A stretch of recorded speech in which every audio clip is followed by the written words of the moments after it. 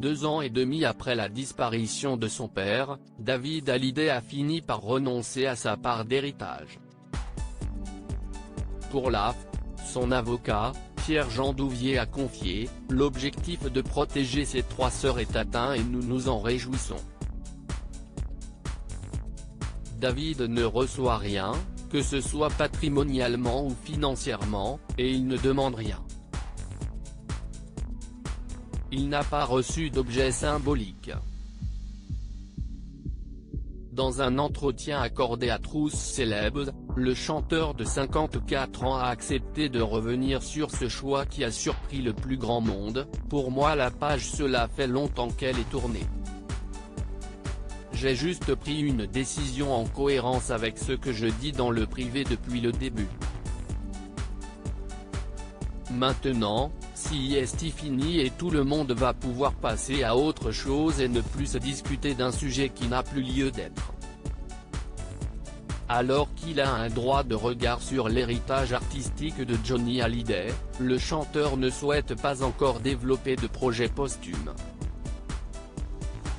Il a ainsi confié « Les beaux projets sont ceux qui se font dans la réflexion et sur la longueur. Pour l'instant, j'ai beaucoup à faire en ce qui me concerne avec la promotion de mon nouvel album. Évidemment, si je vois ou reçois des propositions, je donnerai mon avis. » Alors que Laetitia Hallyday a annoncé la sortie d'un coffret contenant un documentaire, un live et un titre inédit du rocker décédé le 5 décembre 2017, David Hallyday a ajouté « Un héritage artistique, c'est savoir doser et ne pas tout gâcher en lançant des concepts en masse. C'est la nature des projets qui compte donc on verra bien ce qui se présente. Je ne souhaite pas qu'il y ait de surconsommation. Mon père ce n'était pas un produit, mais un être humain et il faut choisir les bons projets au bon moment et pas tout le temps.